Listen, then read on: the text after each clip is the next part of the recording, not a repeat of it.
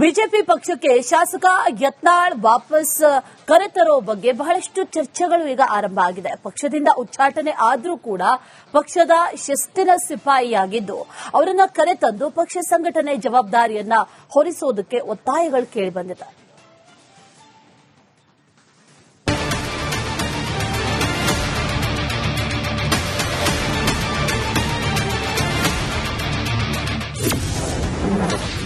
ಹಿಂದೂ ಹುಲಿ ಯತ್ನಾಳ್ಗೆ ಭಾರಿ ಡಿಮ್ಯಾಂಡ್. ಶಿಸ್ತಿನ ಸಿಪಾಯಿ ವಾಪಸ್ ಕರೆತರಲು ಒತ್ತಾಯ. ಬಿಜೆಪಿ ಪಕ್ಷದಲ್ಲೀಗ ಬರೀ ಅಡ್ಡ ಮತದಾನದ್ದೇ ಸದ್ದು ಹೆಚ್ಚಾಗಿದೆ. ಇದರ ನಡುವೆ ಹೀರೋ ಆಗಿದ್ದು ಉಚ್ಚಾಟಿತ ಶಾಸಕ ಬಸನಗೌಡ ಪಾಟೀಲ್ ಯತ್ನಾಳ್. ಪಕ್ಷದಿಂದ ಉಚ್ಚಾಟನೆ ಮಾಡಿದ್ರು. ನಾನು ಬಿಜೆಪಿ ಪಕ್ಷದ ಅಭ್ಯರ್ಥಿಗೆ ಮತ ಹಾಕುವುದಾಗಿ ಹೈಕಮಾಂಡ್ಗೆ ಪತ್ರ ಬರೆದಿದ್ರು.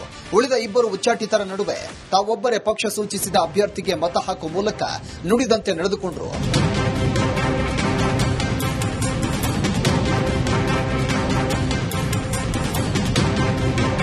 ಯತ್ನಾಳರ ಈ ನಡೆ ಪಕ್ಷವಷ್ಟೇ ಅಲ್ಲದೆ ಪಕ್ಷದ ಕಾರ್ಯಕರ್ತರಿಗೂ ಖುಷಿ ತರಿಸಿದೆ.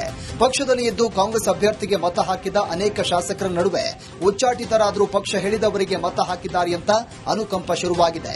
ಯತ್ನಾಳ್ ಕೇವಲ ಮಾತನಾಡಿ ಉಚ್ಚಾಟಿತರಾದರೆ ಹೊರತು ಪಕ್ಷಕ್ಕೆ ಎಂದೂ ದ್ರೋಹ ಬಗೆದವರಲ್ಲ. ಹೀಗಾಗಿ ಅವರ ತಪ್ಪನ್ನ ಕ್ಷಮಿಸಿ ಪಕ್ಷಕ್ಕೆ ಮರಳಿ ವಾಪಸ್ ಪಡಿಬೇಕು.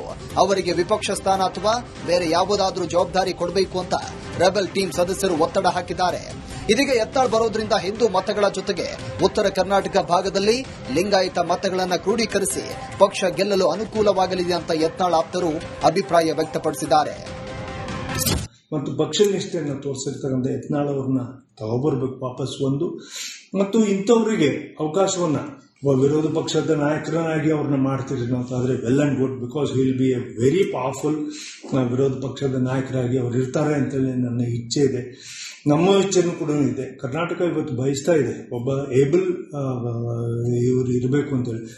ಹಿಂದೂಗಳ ಪರವಾಗಿ ಹೋರಾಟ ಮಾಡ್ತಾ ಇರ್ತಕ್ಕಂಥದ್ದೇ ಭಾರತೀಯ ಜನತಾ ಪಕ್ಷ. ಇವತ್ತು ಭಾರತೀಯ ಜನತಾ ಪಕ್ಷದ ಒಂದು ಸಿದ್ಧಾಂತದಲ್ಲೇ ನಮ್ಮ ಓಟ್ ಒಡೆದೋಗಬಾರ್ದು. ಅದರ ಜೊತೆ ಅವರೊಬ್ಬ ಯತ್ನಾಳ್ ಅವರೊಬ್ಬ ವೀರಶೈವ ಲಿಂಗಾಯತರ ಪ್ರಮುಖ ನಾಯಕರಲ್ಲಿ ಅವರು ಕೂಡ ಒಬ್ರು ಇರೋದ್ರಿಂದ ಅವರು ಪಕ್ಷಕ್ಕೆ ಸೇರ್ಪಡೆ ಆಗೋದ್ರಿಂದ ಬಹಳಷ್ಟು ಭಾರತೀಯ ಜನತಾ ಪಕ್ಷಕ್ಕೆ ಅನುಕೂಲ ಆಗಿದೆ.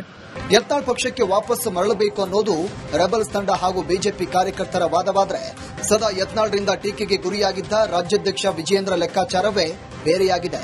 ಯತ್ನಾಳ್ ವಾಪಸ್ ಕರೆತಂದ್ರೆ ಮತ್ತೆ ನಮ್ಮ ಕುಟುಂಬದ ಮೇಲೆ ವಾಗ್ದಾಳಿ ನಡೆಸ್ತಾರೆ ಅನ್ನೋ ಆಲೋಚನೆ ಇದೆ. ಹೀಗಾಗಿ ಮುಂದೆ ಇದೆಲ್ಲದಕ್ಕೂ ಉತ್ತರ ಕೊಡ್ತೇನೆ ಅಂತ ಈಗಾಗಲೇ ಆಕ್ರೋಶವನ್ನು ಹೊರಹಾಕಿದ್ದನ್ನ ಸ್ಮರಿಸಬಹುದು. ಅವರು ಇವತ್ತು ಪಕ್ಷದಿಂದ ಉಚ್ಚಾಟರಾಗಿರ್ತಕ್ಕಂಥ ನಾಯಕರು. ಅವ್ರ ಬಗ್ಗೆ ನಾನು ಆದಲ್ಲಿ ಬದಲ್ಲಿ ಮಾತನಾಡೋಕೆ ಹೋಗೋದಿಲ್ಲ. ಎಲ್ಲಿ ಮಾತನಾಡಬೇಕು ಅಲ್ಲಿ ಮಾತಾಡ್ತೇನೆ. Thank you.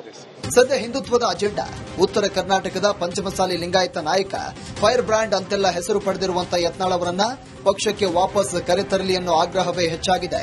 ಹೀಗಾಗಿ ಮುಂಬರುವಂತಹ 2028ರ ಚುನಾವಣಾ ದೃಷ್ಟಿಯಿಂದ ಹೈಕಮಾಂಡ್ ಯಾವ ನಿರ್ಧಾರವನ್ನ ತೆಗೆದುಕೊಳ್ಳಲಿದೆ ಅಂತ ಕಾದು ನೋಡಬೇಕಿದೆ.